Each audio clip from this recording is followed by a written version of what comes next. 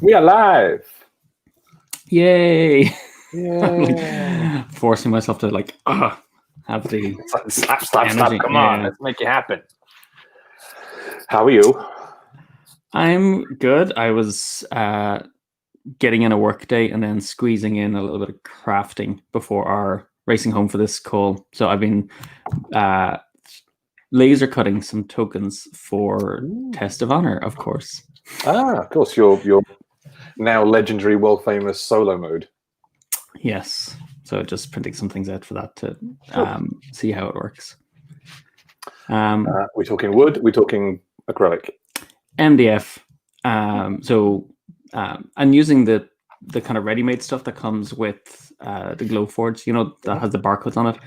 It is so much easier. Oh my god, you just stick it in and it just goes, what do you want to do with it? And then cuts it exactly the way you need. I'm wondering, would it be an idea for us to just cut those codes out and then get other MDF? Maybe. And just put the code in there and it's just like, what is this? Oh, it's MDF. Donk. Cut. Possibly. See? Got so many good ideas. But also I realized that all those pieces come with a film on it. So after they've cut and you peel it off, and then there's no burn marks. Clean and beautiful, yeah. I know, after all that Prismarina prototyping with burn marks across stuff. It's that's how they do it. Okay. I remember those halcyon days. I know. I kind of miss the buzz of the silhouette cutting out the stickers and then the Glowforge cutting out the card and then the printer printing out the game boards. Yeah, well. Just like this. So in our office upstairs is creative central. So that's where me and Rory were sort of go to your attic, fools. Mm-hmm. And it just becomes this sort of little bustling hive of activity and whiteboards getting covered in spreadsheets and all manner of things. And yeah, it's good. It's a bit different to now. Yeah, it was like our creative cave. You just go in there and it's nice to just do for a while, not be using your brain, but just kind of going, okay, what do I need to do right now? Yeah. It's pretty good. Yeah. So how are you set for Spiel Digital tomorrow? Who knows, baby? We'll find out, I guess. Yeah, it's quite strange. There's, I suppose, in comparison to Gen Con and even Origins, there seemed to be a lot of hype in the run-up to it. Yeah, and this, it's I've seen a few videos and stuff, but from people going, yeah, these are the exciting new releases from S, and it's just sort of yeah, but honestly, very few of us are going to be able to get hold of them. Mm-hmm. Simply because we're not all in Germany right now. Well, I mean, what's interesting, and I don't know whether it's going to go ahead because of the change with COVID, but there was a lot of venues that were Spiel Digital kind of official hubs where you could go and play, and they were basically getting copies of a lot of the new releases. But they were hosting maybe 50 people, some were hosting 200 people, some were hosting 20. And they were, because we were getting hammered with emails requesting copies of games for a group of 20 or 50 people to play. I was But then can you, it's so weird, how the world has changed, because it's can you imagine being in a room with 50 people? I know, it's just that just sounds incomprehensible to me right now. I want it, definitely, but it's hey, that just sounds absolutely wild.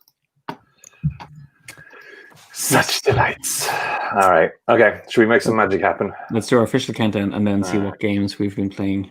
All right. Here we go.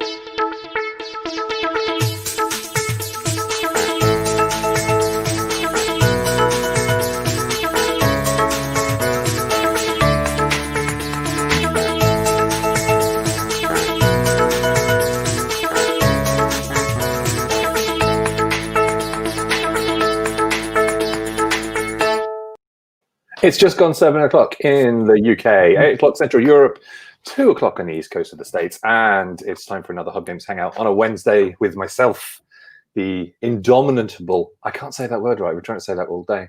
failing miserably. Michael, anyway, hello. And there's Rory. Hello, Rory. Hello. I was going to say like the erasable, but that's not a word. So irascible? Yeah, it was irascible. But I am also erasable. I thought that would be a bit too highfalutin, and I would do a play on words with the erasable Rory O'Connor.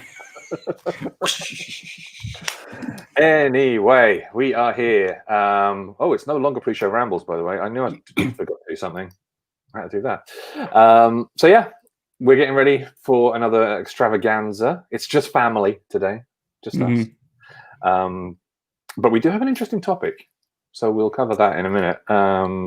So we wanted. I thought it would be an idea to talk about the classics, like so taking classic games and then spinning them up into either modern versions or parts of modern games. So yeah, that's what we're going to be talking about in a little bit. So we will need your help, dear chat, to come up with some really weird out there ideas. And also, surprising no one, hello Yoss, lovely to have you on board. What are you up to? What have I been up to? Oh, well, hello now on Twitch. It's jumping between.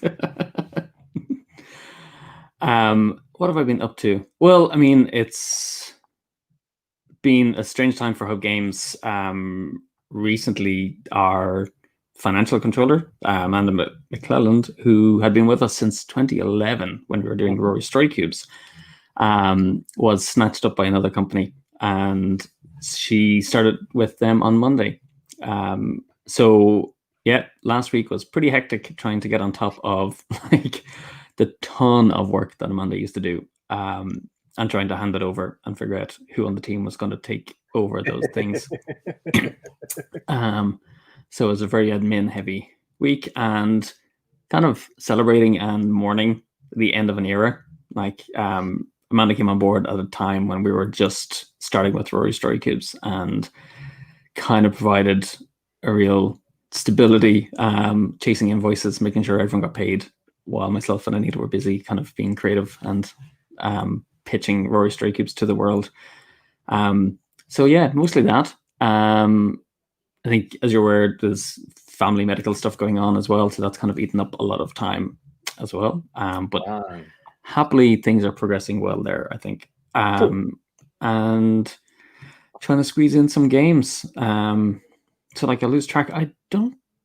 I've played Test of Honor over the weekend, and I actually was testing out the solo rules and posted them up on the Test of Honor game group. Okay. Which was kind of fun documenting that. And it's fairly robust. It seems to hold up pretty well.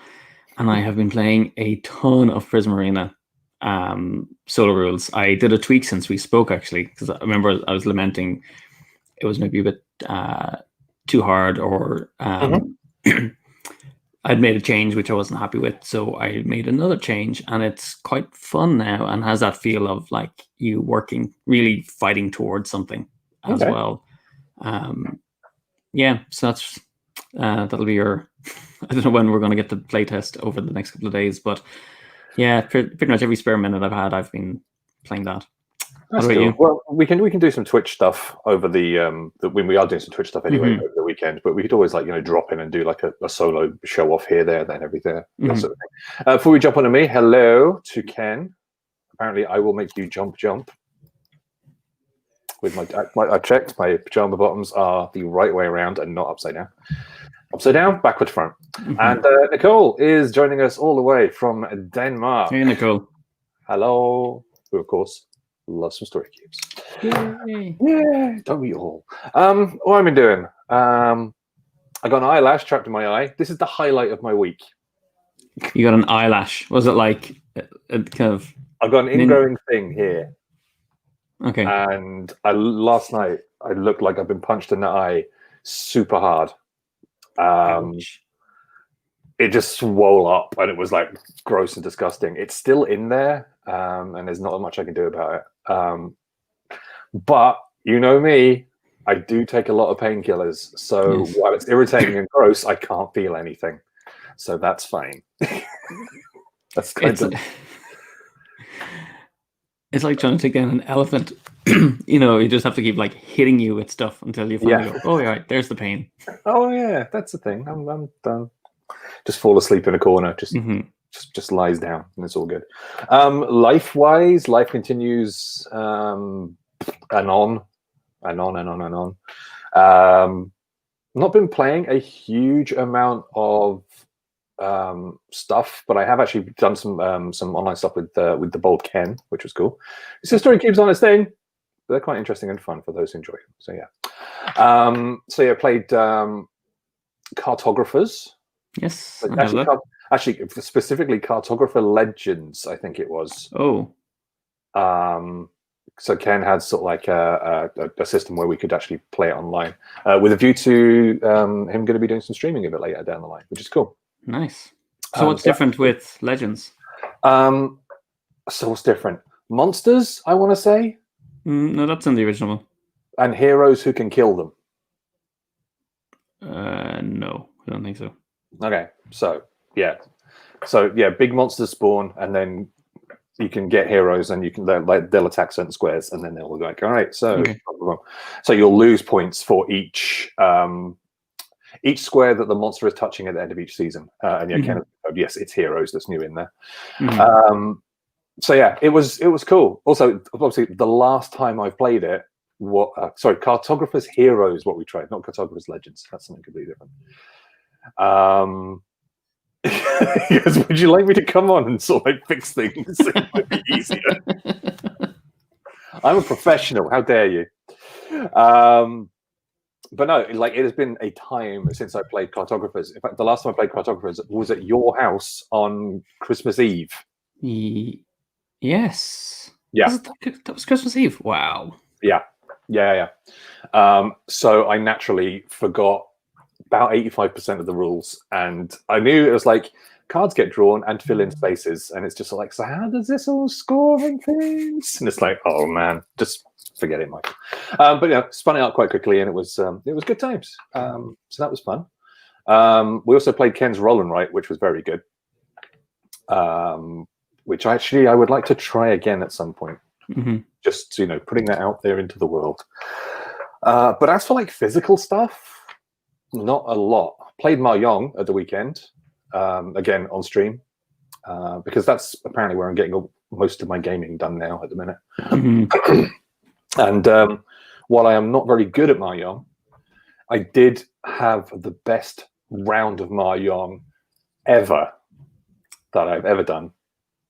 And for folks who are even vaguely aware of it, you start off each with 25,000 points, and basically those points will go between the different players over the course of either 4 or 8+ rounds. And I won the whole game at the end of it, but in the course of one single round, I won 26,000 points. So it was like taking lots of points from lots of people and just feeling very, very, very good. And there is documented evidence of this, is there? There is. Excuse me. There is A, live stream footage. B, a clipped highlight. C, of course, there are pictures. D, me on Twitter going, holy crap, I just did the best hand of Mahjong I've ever done. It was like, yeah, it was great. And it's lovely because, like, I've mentioned it a few times. It's a classic game, like a game that's been around for so long, and it has influenced so many people and so many other games. It's just lovely, sort of like getting down into a classic and seeing how they go. Other stuff that we've got going on. Nicole says they started playing Pandemic Season 1. You have an interesting ride ahead of you. Yeah, it's going to be a thing. And we're joined by Nicholas from Germany as well. Hey, good. We're getting a proper like international selection of folks. See, I love when we get more European. Sorry, there's so much US centric stuff. I love it when we get European guests, viewers as well. Get out, Ken. Get out. Ken's okay. He can stay. He can stay. Joint number 2 fan. Yeah. So yeah, that's kind of it. Been making stuff as well, obviously, doing work, plugging our good contests and things. Oh, and I'm going to plug something before we actually kick into the show, because it is, like I said, it is Essen coming in this weekend. I was going to put this button. Boom. Nice. We, of course, are going to be busy all weekend. We're going to be streaming stuff at twitch.tv/wearehubgames on Thursday, Friday, and Saturday, 2 p.m. Me and the Rory and the Michael, are going to be playing Adventure Mart, Prism Arena, and Combo Clash, 2 o'clock. So that's UK time. So it's going to be 3 o'clock Central European time for. We are going to be working specifically on the European thing. They're all going to be available on Tabletopia as well, so you can play them there. And we'll be just come and see us and jump in our Discords and come play. And I will add that Prism Arena and Untold, Adventures Await, and Combo Clash are all available on Tabletopia for public play as well. So we've got 2-player, 3 and 4-player modes. We've got it with Prism Powers, without Prism Powers. And if you've not played Combo Clash, you have to give that a try. Yeah, actually, I would like to, I know we've got it on Saturday at 2, but I would like to stream a few more games of that over the course of the weekend.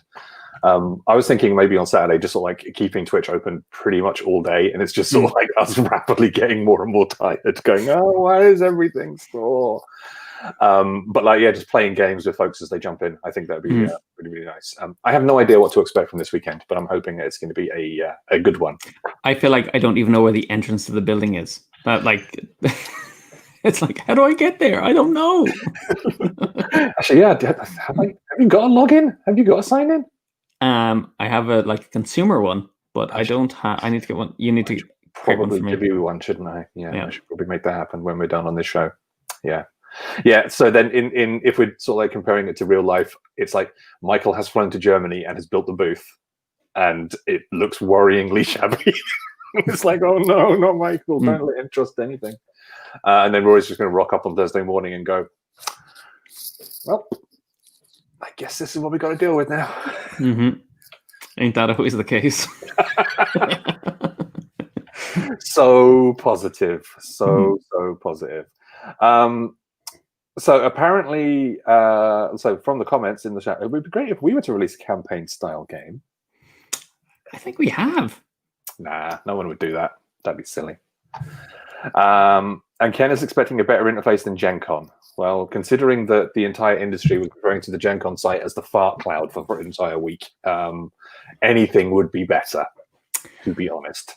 I was saying, Ken, I've seen an interface for online interactions, which I am going to try to convince every con organizer to start using. I was super impressed with it, and I kind of gave Michael a sneak peek, but he didn't even get to see it in action. No, but it looked great. And like when you described it earlier to me, it's sort of like, you go, Michael, remember Habba Hotel? And it's just sort of like, yeah. It's just like, and then when I saw it, it's just like, oh, that needs to happen.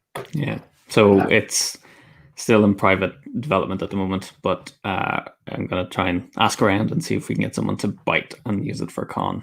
Yeah, it was really, really interesting. Like when you showed it to us earlier in the week as well. So it was cool times.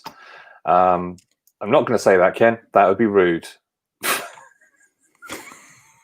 But we have had a little brief preview as well of what the Essen one is meant to be like. Like we've seen pictures and stuff, so it's going to be interesting to see if it actually pulls it off. It's pretty clean. My question is, how do you get from that site to Discord? Like it's going to be lots of jumping backwards and forwards from the Essen site to Discord and back again, I'm sure.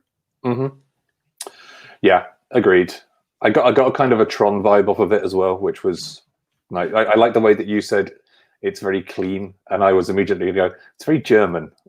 It's definitely got the Deutsche vibe. So yeah, we'll see how that goes. Cool. All right, so let's do a topic. This was really weirdly sort of inspired by a news story that I saw yesterday. You know a guy called Tom Lehrer? No, what's the context? Right. So he's a musician, singer-songwriter, been around for absolutely years. You will know his songs. Okay. He's the one who wrote like the Elements song, you know. Yes, yeah. Antimony and singing. He also wrote the beautiful and wonderful and very poignant song "Poisoning Pigeons in the Park," which is an absolute delight. But he's also written like, you know, hundreds and hundreds and hundreds of other songs. He's pretty old. He's like 92. And he yesterday he announced that he was putting literally everything that he's created into the public sphere. Wow. So all of his songs are basically open source now, like they're Creative Commons sort of stuff. You can download them. You can do whatever you want with them. You can make cover versions of them. You can mix them around. You can do whatever you please. You don't need to seek permission from him or his foundation or anything like that. And it's just sort of like, that's fantastic, because that's giving something creative and beautiful and artistic and giving it to the world. And then that kind of sort of like spun me around a little bit more with the sort of like, I don't want to call them folk games, but like, you know, the legendary classic games that we all know, like chess, or for some reason, you know, Mancala, which I happen to be working on the thing at the minute, involves Mancala. And I love the idea of something from the past popping up again later down the line and just being, you know, just being there and being fresh and being new. Because, you know, give it 100 years or so, people are going to find, you know, they'll stumble across these songs again. And Renaissance is that a pluralized thing? There will be, you know, there's always going to be a Renaissance later down the line of something. Actually, yeah, Ken describes him as an amazing mathematical musician. Yeah, his stuff is fantastic. If you have a look at his website, it's all there, like sheet music, lyric sheets. Wow. It's like, oh yeah, guitar tablature, everything. And it's just sort of like, here you go, have it. And it was absolutely lovely. So I got to thinking about, from a gaming context, it's like taking those classic games and sort of like seeing how they are integrated into newer, more modern releases. And the one that sort of like popped into my brain first was Kingdomino. Because of course, you know, it's, you know, a domino is a basic, simple thing, and the game is relatively basic and simple. You know, it's got it's a rectangle thing. It's got two ends, which will have generally two different things on either end, normally numbers 1 through 6 or whatever. But in Kingdomino, they took that idea, they took the concept of laying them next to each other and changed it around a bit and came up with something that was entirely new and fun and interesting. So I wanted to talk a little about how, you know, games that popped into my head, I've got a wee list here, that use like those early basics, I guess, and then maybe sort of like try and hammer out some stuff ourselves, like come up with something weird and wonderful. Like you messaged me back and sort of like said, we should do roll and write, and sort of roll and write, roll and move. And it's like, what could you, like, how could you make roll and moves relevant? Fresh, modern, yeah, relevant. So yeah, so I got to thinking, and now we're here. So that was a great show, 22 minutes. Thanks for joining us. We'll see you later. Well, so I had said I kind of want to give some context, I think, to this, because I guess some of the things we're going to talk about, people who play games would say they've kind of moved on from these games because there's better stuff out there. And I know you've heard me talk about spiral dynamics before, and basically a model that's kind of similar to the idea of the hierarchy of needs, but it's reflected more about how we develop ways of thinking based on the life conditions we find ourselves in and how we adapt to that.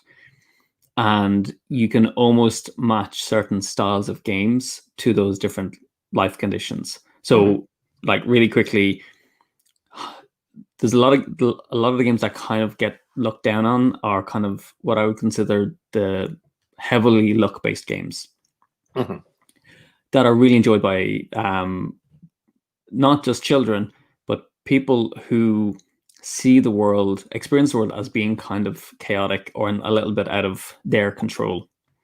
And I was thinking about this walking home going, like, how many times have we rolled the dice and half jokingly kind of, you know, blew on them or did something that would try and like, make them fall in our favor. Yeah, the influence of superstition, I guess. Yeah, that I think we still have it there underneath. But for a lot of those games, it's kind of based on the idea that I don't really have control over things. I can try to kind of call on something that's going to help me to do it, but life is essentially kind of random. So there's a lot of games that fall into that category that are looked down on by kind of hardcore or hobby gamers that I think is really ripe for revisiting and adding a little bit more to that.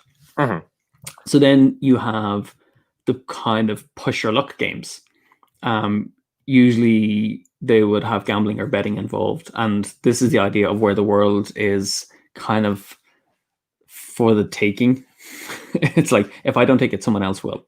So I used to love reading Purple Pawn's newsletter, where he would give all the news on arrests and like different things that happened in the gaming world. And it was generally people getting shot over Monopoly games and stuff. No, over like craps and like stuff like that. So it's essentially they're games, but they're heavily kind of chance based and high risk and reward. So that falls into that kind of category of thinking, where it's high risk and reward. You might notice I play a lot in that kind of vein. Then you've got the way of thinking is like, well, if you follow the rules, literally you'll be rewarded in life. So heavily influenced by religion, organizations, isms.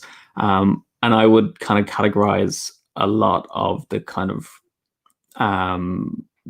traditional games would kind of fall into that category, like roll and move games. I mean, if you think back to something like Snakes and Ladders or Shoots and Ladders for folks in the States, the original versions of that were very heavily based upon living well, like from a religious point of view. So all of the ladders were, at the bottom there would be like a little symbol of a good deed that you had done, and you'd go up the ladder. And any of these heads of the snakes, they would be sort of like sins, and then you would sort of like slide down. So yeah. So a lot of so then you would see these games that the way of thinking that emerges is this idea of if you kind of play the game right, and you like literally in life, if you play the game right, apply your smarts, you can have it all. So it's like you're no longer sacrificing yourself for a reward later. The idea is that you can have it all now if you play it smart. And that to me is a Euro game. It's like you deserve, it's you deserve to win. And if you win better than someone else, well, hey, that's evidenced by you're just like smarter and better than that other person. Thank you very much. And then on the back of that is like, well, I'm kind of fed up competing with people. There's the emergence of I just want to hang out and like connect, and this idea of better and worse, I don't want that anymore. I want more equality. And with that thinking, you see the emergence of the kind of co-op game. And that was at a time when we were working on Rory Story Cubes, and I remember thinking we were either like completely nuts or this kind of wave is coming. And that was evidenced by Pandemic, Lord of the Rings, like so many more co-op games that we see now. And there's a kind of a next one after that, which is the idea of winning but not at the expense of others. And that's that's a theme I really want to explore in gameplay, which there's an old prototype I have from something ages ago that follows that. So I think a lot of the games we're going to be talking about are the ones that fall into those earlier categories that people have, because they experience the world differently, they kind of look down on it without realizing there's so many people who exist in that place where that's a completely valid form of gaming. And I think I was telling you the story. There was someone, a carer in our house, and had said they were playing Ludo and they loved the fact that it didn't require any skill, which is where after a long day, you want to play a game to be with someone. It's not necessarily about having to think and show how smart you are, as you play the game. So I think it's really interesting to explore those earlier formats and seeing what we can do with them to take what we know now, but not lose what makes them appeal to such a wide audience as well. Yeah, I mean, if you think about games like Snakes and Ladders, Ludo, Parcheesi for our American audience, that kind of stuff, they're games that are criticized, I would say, by the hardcore, by even regular gamers, I'd say, because they are not games that you have any control over at all. You know, the result is predetermined before you even sit down at the table. If you sort of like take that that existence of fate kind of look at the universe, you know, that before you even, you know, roll the first dice and move the first thing, it's, you know, the game doesn't matter. And I think what's interesting is making the games matter, or making bits of the games matter, but still, like you said, not losing that purity. I mean, we've discussed this many times on many shows, many podcasts, but, you know, the reason that I play games is exactly the same reason as the carer you described. I sit down and play games because I like them for the social interaction. That's why I've been finding it so hard over the last 8 months. It's like I'm getting very little in the way of social interaction. So yeah, there should be no sort of shame or, you know, looking down upon people for, like, you know, if they just want to use a game, even a simple game, as the social lubrication. Couple of comments on that. So Ken does say, I came here for games, not philosophy and introspection. Have you seen this show before? Yeah. We always go off down these tangents. But then it's like, yeah, so it's kind of a bit of a game snobbery kind of thing. There is nothing wrong with casual, silly games. Every game has a place, every game has a situation. Don't always want to play Power Grid, but I don't always want to play Flux. It's true. Mimon Nicole says, prefer to play co-op games with our kids. Because it's still playing stuff. It's still having an enjoyable experience. But as you said, it's not the crushing somebody else. Though, quick aside, really interesting experience in Hong Kong was because of the single child policy. Our partners there, Capstone Games, were running classes teaching children how to play games and how to lose at them. Like, because they weren't used, the parents were letting them kind of win. And so they weren't used to coping with losing. So they actually had to do the opposite. They had to play competitive games with the kids in the group, so they would get used to dealing with when things didn't go their way. Because essentially you had 4 or 5 children sitting around who were all used to getting their way. Yeah. And they had to kind of socialize them to a world where they don't get what they want. You know what's going to win, kid? Deal with it. Yeah. So that was really interesting. Right. So let's...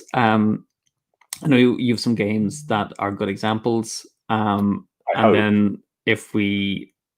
Yeah, I have a couple of those. Well, kind of to explore whether they qualify or not.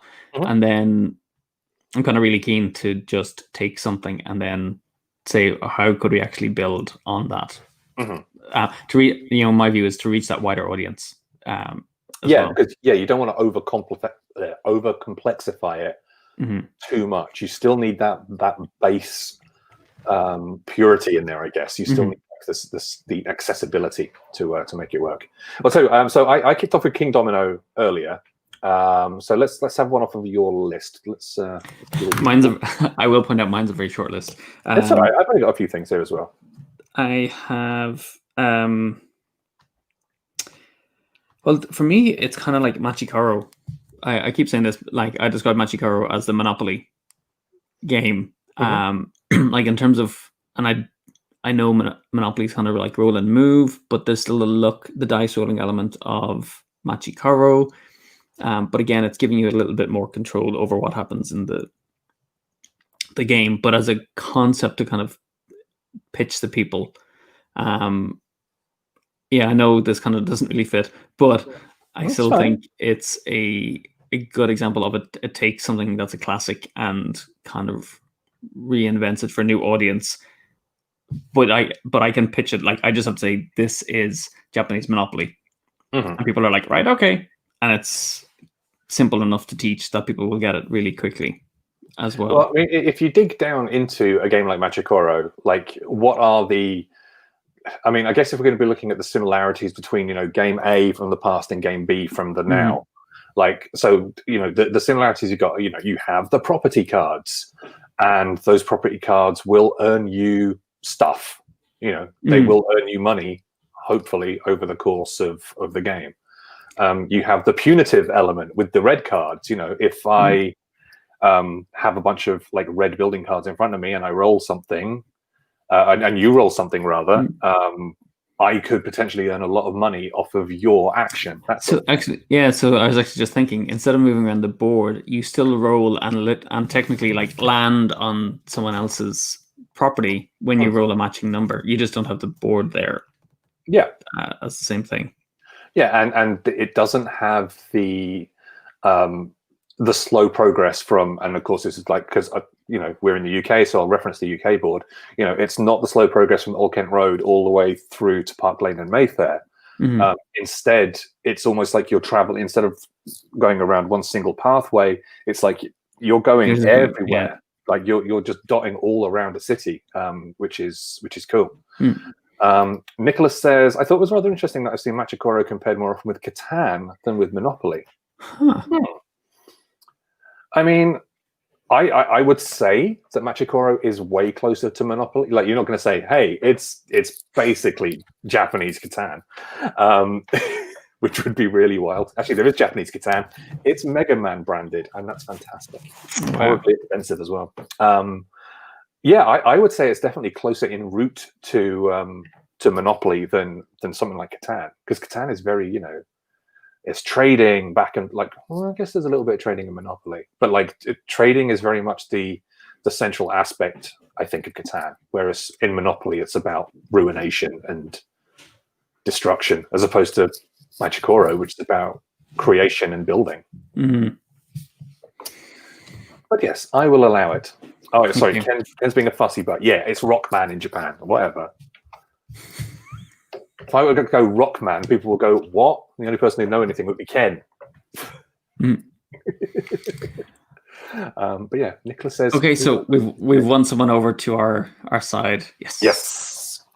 All right, yeah, I like that one. That's a good example. I mean, you might think it's, it's not perfect, but I think as long as there is a link, whether it's a spiritual link, a physical link, or whatever, as long as there is a link back to that original, and then it's in the new one, then I think we can allow it into that thing. I think when I realized that connection between rolling the dice and landing on someone's property, I was like, okay, that's it. I'm totally invested in arguing for this. I mean, so Ken's got another one. You roll and a certain number generates income. So yeah, that's actually a pretty good one for Catan. Actually, for both, for Catan and for Monopoly. Iman Nicole has a love-hate relationship with Catan. Usually win the game, but don't enjoy playing it. That's always a good sign of a good player. Like, if you can stay engaged enough to actually win the game, but you don't like it, you're cool. Actually, Ken does make an interesting point there. I think being able to explain a game in terms of another is very important. It's something I try to do well when I'm making game recommendations to folks. And Ken does a lot of demoing and stuff. So yeah, if you can access things, it's a lot easier. I think that's crucial then when you're introducing players who traditionally have been playing Monopoly or Ludo or chess, Connect 4, like all of those games, to be able to connect them to something that's relevant and meaningful. Because the way we've talked a lot about, we kind of want to make games where you could literally write the rules on the inside of the box. Because we used to talk about like how many people have actually read the rules for Monopoly. It's usually taught by, like, a lot of the games we're talking about, the rules have been taught by word of mouth. And I think the idea of reading rules puts off a lot of people more than we might think. Yeah. So being able to base a game on something familiar is that hook for them to go, okay, I'm not going to look stupid when I'm trying to learn this game or when I'm going to teach it to my kids or family. Yeah, agreed. All right, so suggestion from my neck of the woods is, so I know when I sort of messaged you earlier about this, I said, I'm not talking about chess remakes, but I want to mention the Duke from Catalyst Game Labs, which definitely has its spiritual roots in chess. It is a 2-player game. I think there is like a version of it that's potentially up to 4 as well. And Ken saying, "Can I join this conversation? It's very up my alley." Then we'll lose a viewer. Well, actually, it'll be cool talking about this later down the line. Actually, cool. So yeah, I want to mention the Duke because, like I said, it's very much rooted in chess. Specifically, the first version that came out 10 years ago, whatever. It's 2 players, me versus you, opposite sides of the board. There is a grid in front of us. I don't think it's 8x8. I think it's 6x6. Okay. And you have a selection of pieces. But the nice thing is, you will often not have the same pieces as the other player. So say, for example, I might have a band of pirates, and you might have, this is a completely random example, you might have a band of medieval warriors, that sort of thing. And each of the different pieces will have its own moving systems, but the moving systems are marked on the tiles themselves, which is absolutely lovely. But it's also... whenever you move a piece, you then also flip it to its opposite side, because it just doesn't have one way of moving, it has 2 ways of moving. Ooh. So you have to think a lot about, how am I going to get into a position to win the game, which is essentially capturing the opponent's king or wiping out their forces. But also, how can I make sure that my planning actually all comes together? So it takes that idea of positional stuff on a board, but also adds sort of like a memory element into it as well. By okay, I've got to try and remember what the opposite side of this thing is, so I can move my way through. It's very, very cool. It's been ages since I played it, but a friend of mine is selling a copy of it, so I might see if I can find if I can get it off him. I had a copy and I gave it away because it was always like, "You'll love this." Boom, here you go. No, that sounds really interesting, and I think we've got the basis for like our successor to Combo Clash to like start exploring that idea of like because we've got Flip Over Frog, we've got Combo Clash, they all involve flipping tiles. So something like that would be really interesting. So actually, kind of sort of like similar on that sort of on that similar. Based in the roots of chess, Ken does mention Onitama as well, from Arcane Wonder. Yes, I want to say that was on my list. Oh, cool. Well, but I was actually choosing something else instead. Well, I mean, if we might as well talk about it because again, it's a really nice example of let's run somewhere, taking that base and and bringing it into a more streamlined modern future. I mean, you have a copy of it. Did you you've played it much? So I was playing it with a lot with Pedro when he was with us, and we found there was a weird matchup that made it very hard to win. We kept getting into this stalemate or something, and we felt like the game hadn't been like fully developed or something. It was just this weird interaction that would happen. Now, I know people love the game, so I don't know if we were doing something wrong in the game, but that kind of soured it a bit, where we could get into these weird loops that were unsatisfying. And that was because of the nature of the cards. It's almost like you couldn't necessarily gauge what all the interactions were going to be in the game. The thing the game I was actually going to suggest was Orcs. Which I had picked up at Essen, and it really surprised me. And it's actually quite similar to the Duke, in that, and it's one of those games where I think the theme of it just doesn't do it any service in terms of it reaching that wider audience. Really simple. You've got, I think it's like 8 pieces or something, and you've kind of got pawns, you've got a jester, and you've got the fool, and you've got the king. Their movement is depicted on the back of the tile. So on the front, you see the cute little picture of the orc, and on the back of it, you have its movement, which would be forwards, backwards. That's right, or just moving forwards or diagonal. And what's really interesting is that the king and the jester, I think, share the same movement, But the thing is, if you capture the king, you win the game. If you capture the jester, you lose. And you are trying to get your king to the other side of the board without getting caught. So the whole idea is you're trying to move everything and either like false signal, but then the person's like, "Oh, it's obvious. Then that's not the king." But it's like, "But I know that you know that I know that you know," so that you're kind of like moving the king, and they're going, "Oh, that must be the jester." Like I've won a couple of times where I've just like blatantly moved the king forward, and they're going, "He wouldn't be stupid enough to do that." It's just like, you don't know quite how stupid I am, my friends. See, I know you think I wouldn't be stupid enough to do that. I do love those games where it's like, you know that I know that you know that I know, but I know. And it's like, it's just like that, a few pieces on this tiny little board. Again, my annoyance is that you can't pack it back into the box. Once you put everything together, it's too big to fit in the box. But it's like the perfect game to travel with, and just play with someone else. Because it depicts all the moves on the back of the tile, so there's no memory involved. You just have to set up your pieces and play.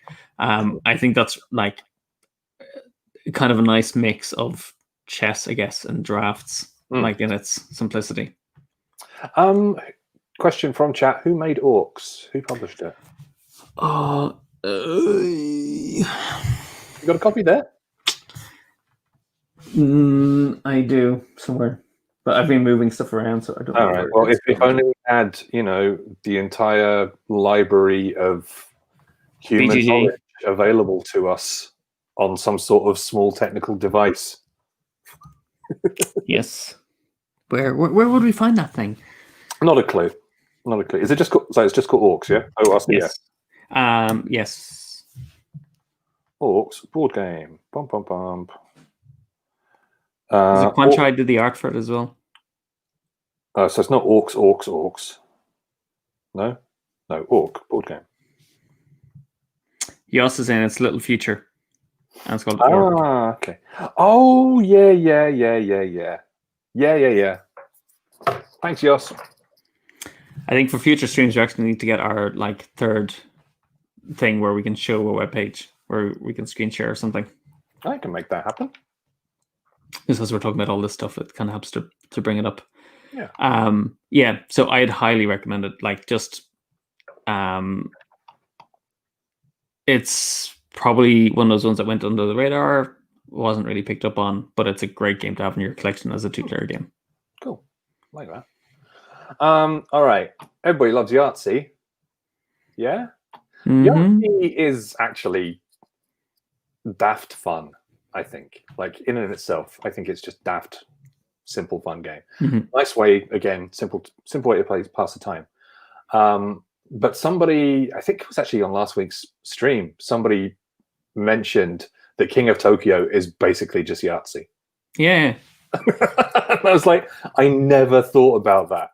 I never considered that King of Tokyo is basically just Yahtzee with cards and beating people up. And when I was sort of sat there going, oh God, you're totally right. Yeah. Because you have that sort of little push your luck element of rolling the dice. You have the 2 extra rerolls if you want them. But then, it is the exact perfect example of taking a very simple base premise like Yahtzee, as described, the original roll and write, and just adding a couple of extra little spins to it to make it, shall we say, more acceptable to the gaming classes, I guess. But see, I'm going to compare that to Dice Throne, which also builds on Yahtzee. The thing with King of Tokyo is it does it so simply, and that's what makes it so accessible. There's no overinflated rules. You can basically describe the game as it's a form of Yahtzee, and people are like, right, okay, and everything they learn can build on that. You can play with the powers, but they're kind of not really needed within the. They're not you don't need them for the first kind of game when you're learning to play it. So it's quite quick to learn in that respect. Whereas dice throwing probably has more, tactical elements to it because of managing your command points and everything. But the nice thing is it really rewards that push luck element of getting the ultimate combo that your fighter can pull off. Yeah, as Ken said, it's Battle Yahtzee. Actually, Ken is wrong because Ken says dice throwing is Battle Yahtzee, and that is incorrect because I have replied Battle Yahtzee is Battle Yahtzee. That is an actual game. There's an Alien versus Predator version, and there's a Deadpool version, and it's basically you fight using Yahtzee.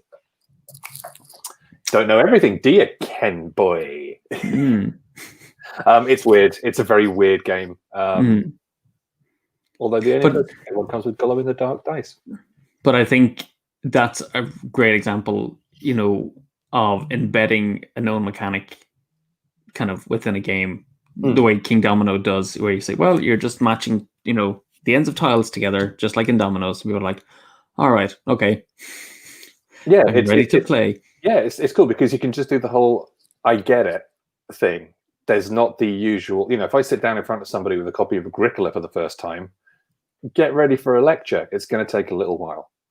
But if I sit down in front of somebody with a copy of King of Tokyo, I remember when it first came out, and like 2 or 3 months after I first got a copy of it, and just going around to a friend's house with like another 8 strangers who I'd never met any of them in my life.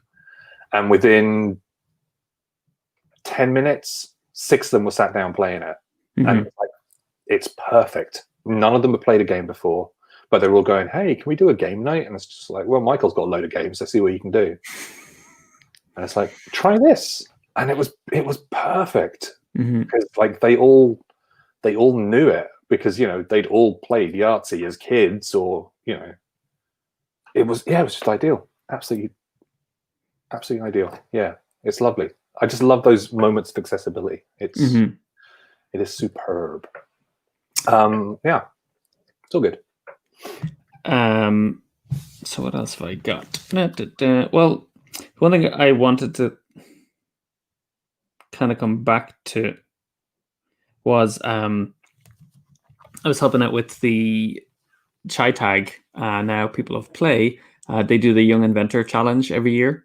Around this time actually, and I was reviewing games from young inventors that had submitted last year, and one of them had a really interesting roll and move game, which had you traveling between kind of like 2 different worlds, but it got me thinking about roll and move games and what you could do with that simple mechanic and build on it. So I can't remember the title of the game, the inventor, but I was like going, this needs to get made because it was just that real, like we'd never have thought of it. It was one of those games where you're like, this is so great for a kind of family audience that we'd necessarily never think of. But I just thought that's when my head started going back to like, what are those kind of classic games that are kind of dismissed or overlooked, and how can they be given just like tweaks to make them more palatable for an audience now, and also bring gamers into that world a little bit more, just have them on the verge. Yeah, it's the building the bridge between the 2 universes, really. That's what we're trying to do with this conversation, I think. So what was what sort of like made you excited about this this roll and move submission? Well, so they had it, the usual stuff. You'd land on things, you'd get power-ups, you'd go into it. They had essentially 2 boards that you were moving on, so you'd switch and go into another world, which would kind of change where you would come back out onto the main board, which I guess is Talisman. Talisman, the ultimate roll and move, actually. Key to the Kingdom with the flippy board. Yeah. Summers spent playing that and hours going like, how do we end this game? When you get to the center. How do we get to the center? I don't know. You never do. Yeah. And I was thinking, if you had roll a move with some slight variation, because they had effects that would happen when you kind of landed on another square with another player, or there was like power-ups or protection areas. And I was thinking if you could do it where you had the means to adjust the dice slightly, and limited ability to control it. So it gives you a small sense of control, but at a level that a younger player could kind of comprehend. So it's maybe like a hand of cards or something that would allow you to, re-roll again and add it, or, subtract the dice, or, move forward one square or move backwards one than the agreed number. So you're actually kind of playing with the maths of the dice roll. Something like that, thematically is still a roll and move, but you're giving it a little bit more control that allows the player to kind of, when they really need to, and that's the important thing, is like shift things in their favor a little bit, and still have the opportunity for the Hail Mary kind of moment as well, which you want from those games. No, I mean, I think that is going to be the main complaint of most people who, if you and I were to sit down and play a game of Snakes and Ladders, the complaint would be is that we have no control. We have no power over our destiny in this game. One of us is going to win eventually, but we don't know who, we don't know when, and we don't know why. But if you were to give sort of like you said, just that tiny little bit of dice manipulation, like, okay, so hey, sometimes in the game you can roll, you can add one to your roll. Sometimes you can take one away. That at least gives us a step towards control. I guess it's also very important as well of like not stepping too far in the opposite direction, not making too many alterations and changes. So like when you were talking about that, you were sort of like you were mentioning sort of like, so you could add this, and immediately my brain was going, all right, so if they roll a 5 and they wanted to add something to it, I think they should be able to, but I think they should be able to do it at a cost, because I'm always going to think of it that way. No. This is my Euro brain kicking in, and it's like, it's just what I do. It's like, can I, every time you land on somewhere and maybe you pick up some treasure, but I have to spend a gold to add one to my thing. And it's like, see, this is just me being a nasty Euro designer. I think actually the best way I've seen that implemented is through Gravity Superstars. And other games have done it. That's the one that just comes to my mind, which is you have a hand of cards and you play them to basically manipulate your to perform certain actions. And at any point on your turn, you can spend your turn to take all the cards back up, or after you've played all of the cards, you get to take them back up as a free action. So I think just giving someone a set of 3 to 5 cards that allow them to manipulate their dice, because it becomes a decision of when you actually manipulate the dice becomes important. Like, do I do it right now? Get this thing, but oh man, if it was Snakes and Ladders, if you had the option to like move forward a square or backwards one, and it's like if you move backwards and then you rolled the exact same number that put you on another snake, you were like, oh, god damn it, if I hadn't spent the money last time, I would, or spent the card. That to me is enough, because it's like, well, that was your fault. And that's what you want to bring back into the game. It wasn't the game that did it. It's like you made that choice and that had an impact. So you're kind of balancing the two things together. We've had a couple of suggestions of roll and moves from chat. Ken earlier mentioned Rallyman as a good example of a modern roll and move. Yoss has just mentioned Formula D, for example, selecting the dice with the gear selection. So like the higher the gear you're in, the larger the dice, like physically larger the dice you're going to be rolling, but physically larger, also actually larger the range of numbers on it. So you could be like in a much higher gear and then throw yourself into a corner and get yourself into a lot of trouble.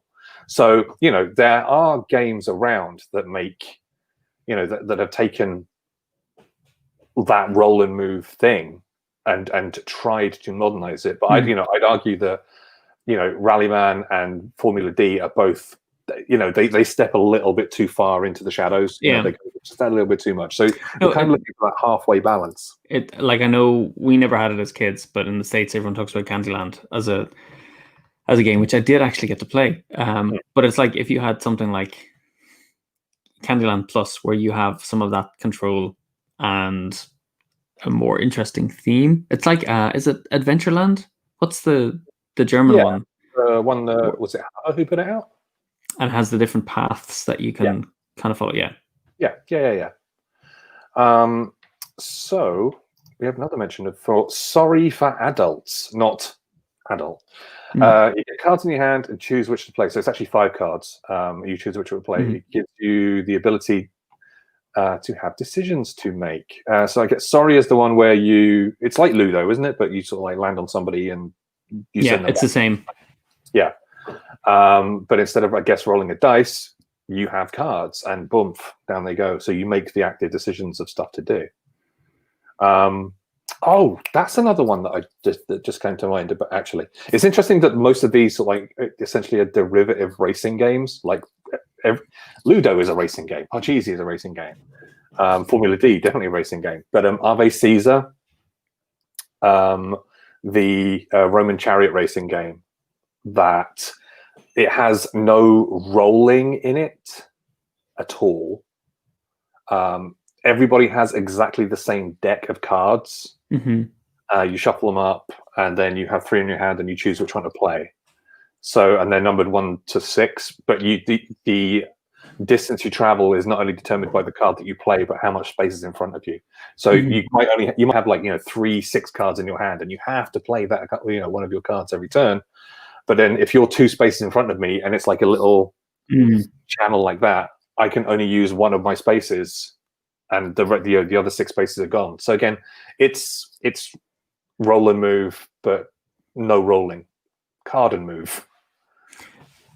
So I mean, I think a lot of games that would be classed as kind of Ameritrash have that strong, essentially roll and move element. Like it's a strong random aspect to combat. And I'm just looking at these like games up here that would all kind of fall under that category, and how games like Unmatched have switched that for card play. Gloomhaven has done it as well, and Prismarina has done it. Though Prismarina is even more deterministic. It's kind of very chess-like in that respect. Downforce has been mentioned behind you as well, which also does that race and move thing, but with cards instead of dice. Which apparently it's far more race than roll and write, but you get the same vibe as Ave Caesar. That is very yeah, I think I'd put it in the Ave Caesar sense, where it's card driven and you have a bit more control over. You're still making the choice as to which card you play, so it's not like the gods are against you. It's like you've messed up. It's your fault. Yeah, but I think it would be a really easy way to explain that to people. Is sort of like say, right, so in this game you need to race to win the thing, but instead of rolling the dice, you have you just say you have a little bit more control. Here's some cards. Let's go.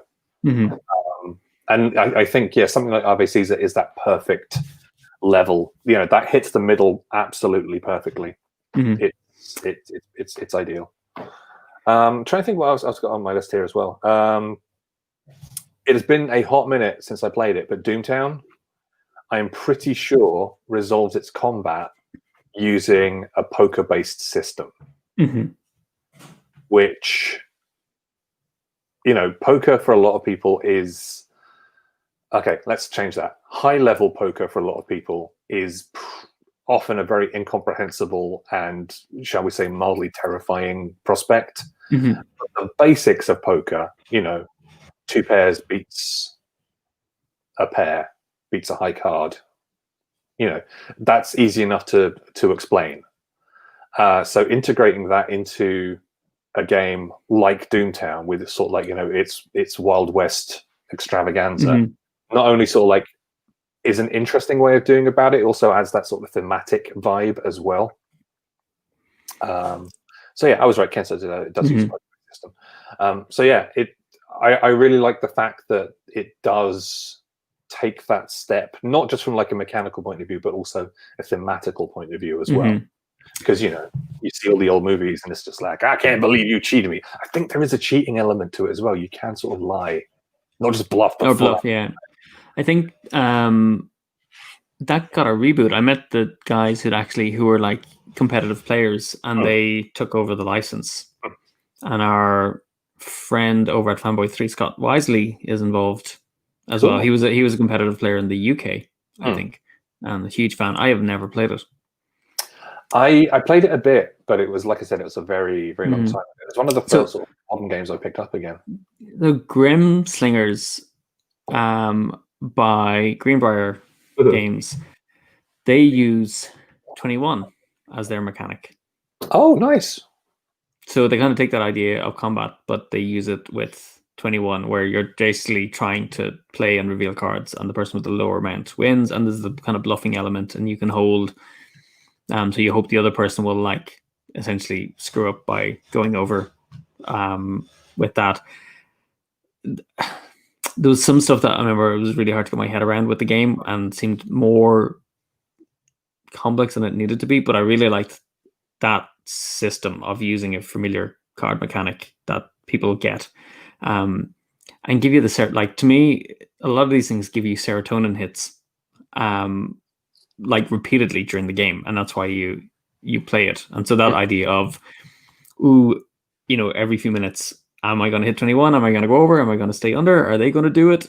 That gives you the thrill. That keeps you playing the game. It's like with Dice Throne. Every time you roll the dice, serotonin hit to keep playing it.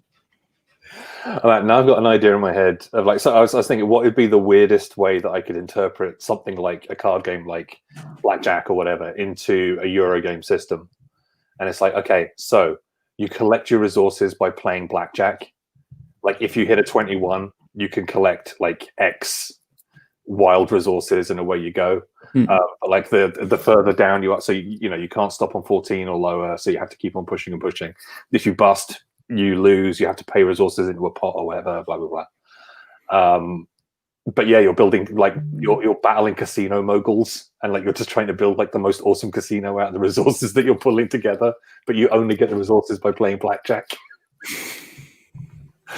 I'm totally going to make that. It's going to happen. This is why I should never be allowed near a design space. Yeah. So I would keep it. Again, I guess I would go simpler, like the idea of the cost of the items. So the lower value items, you score them like less than 10.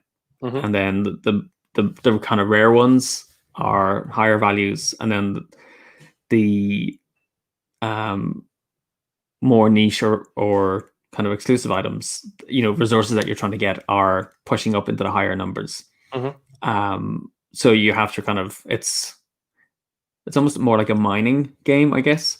So you're trying to get the resources, and it's how, because I equate blackjack with safety. So how safe do you want to be, or how much of a risk taker do you want to be in terms of going over? So I would use that mechanic that way. That's pretty cool, because like my take on blackjack is very different.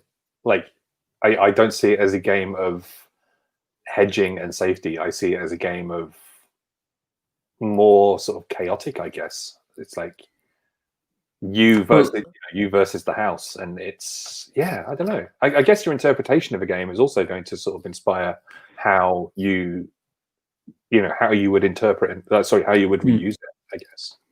Well, it's a push your luck, but if you have the option over multiple rounds to play it safe, then you can either push it and kind of race ahead more and get more resources. But if you play it cautiously, like how does that work in your favor? So if you can fold, you're not losing anything. So you go, okay, I'm just going to settle for something less, or it might be you declare the thing you want, and then you have to play. Hang on, some game has done that. You declare what you want, and then you start revealing cards to try and match the requirement. Interesting. Chat's mentioned Most Wanted from North Star Games. Don't know what it is, but I will look into it because I'm intrigued by it. So yeah, obviously I'm working on something at the minute about building pyramids in space, or rather building spacefaring pyramids. I've got the board here, and it is, I've just taken the simple Mancala system, and you will pick up resources from either end spots as an action. So, you know, these are all going to be full. You pick up resources, pick, drop, drop, drop, drop, drop, drop, and then you can grab the end in order to take the different resources that you want. But they're randomly allocated into the boards at the beginning of the game. But like, that was sort of, it was weird because it's like, you know, Mancala is like an inherently Egyptian game. You know, it was first played in ancient Egypt, and it's just like, that sounds like a really nice crossover and tie-in to me. So like, again, it's that mix of mechanism and theme, bring them together. And obviously, you know, Mancala isn't as widely known in a modern sense as something like Snakes and Ladders or whatever, but it's still, you know, it's still a classic game that you can do some cool and interesting stuff with. One of the games, Michael, you probably played it growing up in the UK, was Top Trumps. I know in the US it was War. Now, I don't know if they're exactly the same. I think the mechanics were slightly different between the two games. So I know Top Trumps has been released in the States, but it's very recently, like only a couple of years ago. War, as far as I'm aware, is just that's a traditional deck of cards game, and it's just like you flip the cards, and whatever the higher number is, you win it. Okay. But Top Trumps is a bit different. Do you want to give the explanation to people who are not of a certain age in this country? Yes. And it actually, so I know the team who were involved in Top Trumps in the US, like they did a really good job, and they had they had like tournament level Top Trumps with kids. What? Yeah. See, that's the whole thing. It's such an accessible game. That's wild. So Top Trumps usually has a theme. It could be, I remember my friend had one on tractors. It was like, you know, jets or airplanes. Dinosaurs was my favorite. You would also have kind of like historical themed ones. There's like Harry Potter. There's lots of licensed sets now. It's probably mostly what you'd find these days. But each card would have a stat related to the thing. So the dinosaurs, it was like when it lived, its length, its weight, its lifespan. There's usually about 5 stats on it. And normally something nebulous like power. Yeah. Well, that's the thing. The recent stuff started doing that. And, you know, completely arbitrary. But they were based on facts, so it was kind of like a fact-based game. You would split the deck in between all of the players, and on your turn, you'd hold the cards face down, and you'd flip the topmost card, and the person whose turn it was would read out a stat. So they might say length, and then everyone else would read out the stats, and the person who had the highest value would win the cards from everyone else and put them to the bottom of their deck. And you basically keep playing until one person has all of the deck. Now, that was like, in terms of like making a game run long, there was no means to cut that short, but it rewarded memory. Like, as soon as you got to know the cards, you would know that, like, I think the Tyrannosaurus Rex had a really good score. Brontosaurus at the time, now Diplodocus, had highest length, and then there was it was like a fossil, like a sea creature. It was like the oldest one. So I still remember that was the oldest. Died Out, I think, was one of the ones. And so Tyrannosaurus Rex. One of the categories? Okay. Yeah. So I kind of, as something to teach, it's dead easy. People can play it. But again, it was kind of frustrating because you had no control over the structuring of the cards or the organizing of them. You know, and if you start getting draws, actually, the cards start stacking up until someone won, and then they would claim all of the cards. So I was thinking about this actually when we were walking home, going, if you combined it into kind of like some kind of defense, if you could like set aside certain cards and protect them, or have like your kind of sideboard, or be able to apply boosts to certain cards along the way. Again, it's not limited control over, like, if you go, well, I know, I'm just thinking like one of the recent ones we played with our kids was Star Wars. So it's like, oh, I've got Emperor Palpatine who isn't strong in positive force, and if someone else plays that, I'm kind of a bit screwed. So if you had these side cards that would allow you to modify your score slightly, but you expend it to give you that boost, like something like that would work well within that system. It's and like again, T-Rex on a ladder is taller than T-Rex. Yeah, I mean, something like that. But it's like taking the thing with Top Jumps is, again, it's written on a piece of card, the whole rules for the game. It's really easy to teach, so you don't want to complicate it.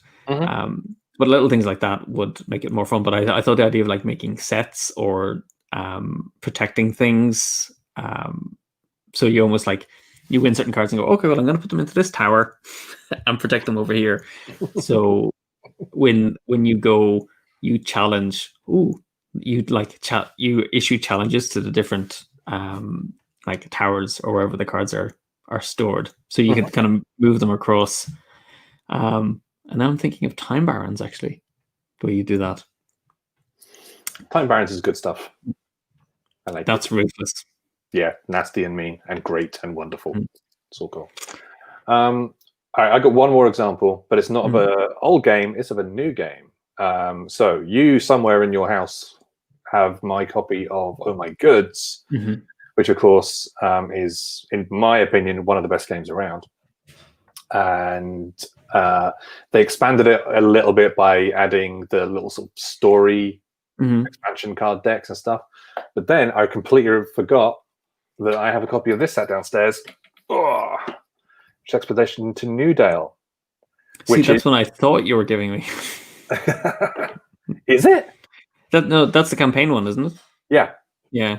So this one takes the whole Oh My Goods thing and uses the resource sort of like availability section of that, and then turns it into a massive campaign Euro game, which I still haven't played yet because the world is as it is. But I love the idea that this sort of like very small, very pure game that I love so much is expanded out into something so sprawling and wild. And yeah, I am excited to eventually play it. There is a solo mode, but solo modes. See, that's why I was going to give Oh My Goods a try when I saw like I wanted to play the base game because I saw that there was the kind of bigger box solo game. Well, yeah, I mean, you will enjoy the solo version, like the storyline version. It's cool. And if I ever pull my finger out my butt and actually fire up Newdale for a solo thing, I will. Well, actually, no, I should just do it. I should make it happen, and just.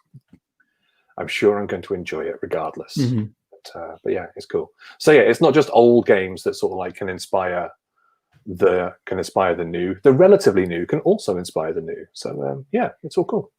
So aside from Ankala, is there any other system that you would love to kind of see implemented? And I am going to couch it in the vein of accessibility. I definitely think you could make a nice casino building game out of 21. Like yeah, sure, I might have joked about it earlier, but I think you could do something quite fun. Because I do like the idea of marrying again the mechanism with the theme. And 21 is super easy. You know, here, do you want a card or do you not want a card? Go over 21, you bust. Done. You know, you could make a nice little sort of like set collecting game or something out of it that just sort of uses that element. That'd be cool. I also like the idea of doing a roll and move, but the roll and move element is, and I know I keep on going back to like, hey, making a Euro game, whatever. But that's my brain. That's how I go. And I like the idea of, instead of having a track that you need to get from point A to point B, You have a track that you can move from left to right, but you could like, so if I'm say at space 10 on the thing and I roll a 6, I can go up to 16 or I can go down to space 4. But the say, for example, if I were to use that as like a resource gathering element, and the further along the tracks you are, that's where the rare stuff is. That's the hard to find, more valuable stuff. But it will also, if you go out there, it's going to give people, give advantages to your opponents as well. Whereas if you stay closer to the middle, you're going to get more stuff, but it will be basic and nobody else gets anything. So I just like the idea of just like moving a little pawn back and like one thing in the one pawn collectively in the middle, and you just sort of like you're sort of like sending somebody around a little market going, okay, you can go there and get me this. Oh no, but now this person has to get 2 stuff, but I get 2 gold because I'm fantastic. Yeah, there's a few. What about you? What sort of like jumps into your mind? Well, I still think just I guess we kind of did chess a little bit with Prison Arena because it's very much like those lines and angles that you're going to take. Roll and move, I think, just because I think of audience and who I can kind of bring into gaming by taking something familiar. But the concept that was just kind of bubbling up there was one to do with the kind of butterfly effect. So when it's almost like you move, but then you roll the dice and other things react based on the roll of the dice. So to create this kind of chaos of, it's almost like you move and then you roll and then it moves something else on the back of it. So it's like a knock-on effect. So a couple of pictures come to mind. One is like if things get too far out of control, everything falls apart. Or it's also like trying to juggle lots of balloons or something, where they're just like, as you move, they're like bouncing up all around the place, and you're like trying to limit where they go. You heard it here first, folks. Spiel 2021, Rory's delightful balloon juggling game. It's gonna happen. But I kind of like the butterfly effect. I kind of like that. It's like, I mean, if you had like 2 different colored dice, and say one's blue, one's red. Let's say so the blue and the red, when you roll them together, you get to move, but the blue value will trigger something, and the red value will trigger something. But those combinations, you're never going to sort of always be able to anticipate. Yeah, I mean, there's just a lot of nice concepts out there. Yoss is thinking about playing around with a backgammon style game, which is cool. I am a fan of backgammon. Ken mentioned Mystery Rummy and Ticket to Ride are based on Rummy. True. Silver is a new version of the card game Golf. I never played Golf. Don't know what that is. Intriguing. So this doesn't quite, I just kind of saw the box there, and it doesn't quite fit into this category. Maybe it does, as if I talk about it enough, it'll kind of win me over. There's the game Getaway Driver, which kind of works on the basis of you just say that title to somebody, and they know what we need to do in the game. It's evocative. It's descriptive. As Will Ferrell says, it gets the people going.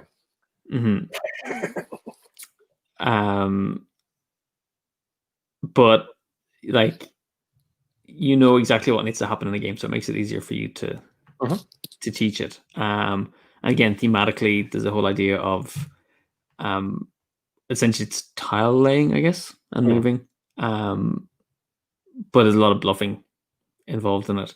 But I think it's trying to marry that mechanic with the theme is what enables it to reach a really wide audience. Kingdomino works with that kind of light fantasy, but I'm even curious, like, if it had a different theme again, if it would reach an even wider audience.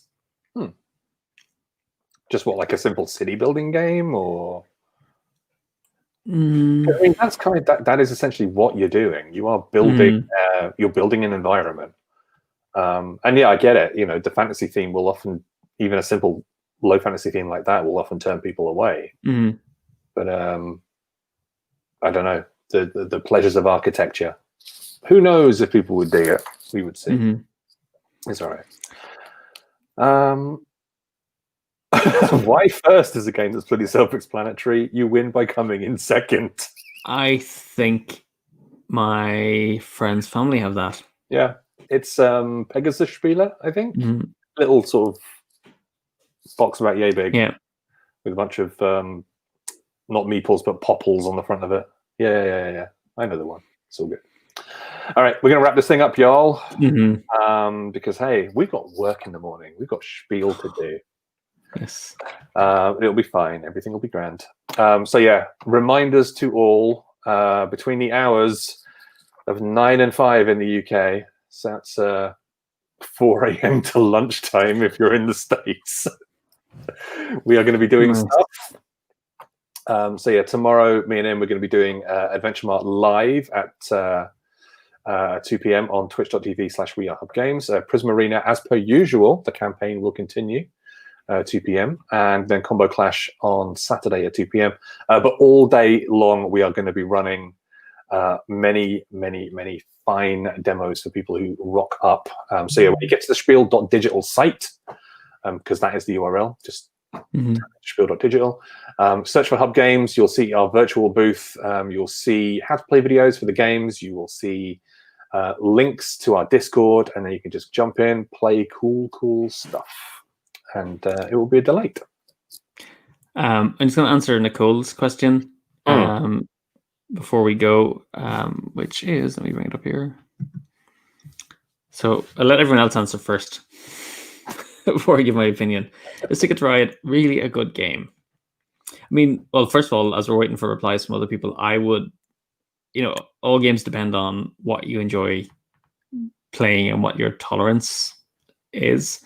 I know there's been many times where I've dismissed games because of their aesthetic, or what I thought the game was about, and then when I sat down and played it, I was pleasantly surprised. But I'm that kind of person who is like, well, if everyone's going that direction, I'm going to go this direction. So I didn't play Dominion for years because, well, the artwork just didn't do it for me. And then when I actually played it, I was like, okay, there's something here. Yeah. So Ticket to Ride, I think, is, for me, it's just one of those games that I sometimes miss, a game where you actually like play stuff on a board, and you see the board growing and changing over time.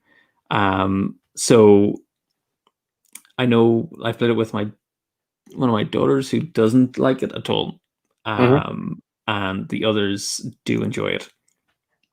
Because there's very clear objectives that you need to kind of work towards. You kind of mess each other over, so it depends on your tolerance of that. And getting the cards is quite random, I think. It feels like that kind of classic game where, as you're trying to acquire the cards to build your tracks, you can have like really rotten luck in terms of getting those cards, and you have to be willing to change your strategy. And I think for people who get fixated on a strategy, actually I'm thinking about that now, it's not a fun game. No, not at all. But if you are like you said, I think if you are adaptable and if you are happy to think on the fly when you're playing it, I actually think it's a brilliant game. It was the game that got me back into gaming. I walked past like a local game store and wondered, hey, I've not actually touched anything board games for years and years and years. Walked in 20 minutes later, I walked out with a copy of that under my arm. And now look where we are. So my first experience was with Ticket to Ride Europe. And when I played Ticket to Ride, I found it really dull. Oh, because it is a step back. It is a minor regression because there's the stations and everything in Europe, but there's so many different versions of it as well. Like Jos mentions, there's maps where you're like really on each other, like the Switzerland map. There's the Nordic countries map as well. I've played that one as well. 3 players. There's the Ticket to Ride London, Ticket to Ride New York as well, which are like very quick, super speedy playing, like 15, 20-minute versions of the games. So is there anything you'd recommend over Ticket to Ride? Similar vibe. I think because it's such a good entry-level game, I don't know if I would recommend it, or recommend something over it. To be honest, I think the added complexity of Ticket to Ride Europe doesn't add a lot of complexity. It doesn't add a lot of difficulty, but it does add a bit more fun and a bit more thought. So I personally would go, hey, if you're looking to try something different, and you're just getting into games, I'd say I would go Ticket to Ride Europe over basic Ticket to Ride, because like you said, it's just that little bit more meat on the bones. I still think the Ticket to Ride is worthy of its place on sort of like the pantheon of awesomeness. Yes, is referencing Ticket to Ride Amsterdam. I was like, is that a really short game? It's tiny. Yeah. It's another small version of it. I think it's just out now, actually. Okay. So yeah. That'd be cool. I'll speak to my brother, see if he can send me a copy of it. The only link being that he lives in Amsterdam. He thinks the board games are weird. All right, we're out of here, yo. We will return tomorrow for more and more good stuff. Join us on Twitch Thursday, Friday, Saturday, and Sunday. Sunday, maybe we'll do Sunday as the all-day stream, because by then we'll just be very tired and it will just be bleary weirdness. But yeah, we'll be back with good stuff. Anything you want to say, Rory? Well, I think no, I was going to suggest maybe we kick off tomorrow with some Combo Clash just to rev ourselves up. Yeah, sure. So to draw people in. All right, so we'll be like essentially doors open at 9 o'clock in the morning our time, 10 o'clock Central European time, and it will be a full day. Please come and say hi to us, because it would be an absolute delight to have you all along for the ride. And yeah, then normal service will resume on Monday, I guess. We shall see. All right, cracking. Thanks a lot. If you would like to get in touch with us, you know what to do. Just head to our any of our social media at We Are Hub Games, blah, blah, blah. It's all good. Yoss says, don't make tile placing mistakes, Michael. I never do. I'm the world's greatest game player. What are you talking about? All right. We'll see you later. Thank you for watching. I'm going away now. Bye-bye. Bye.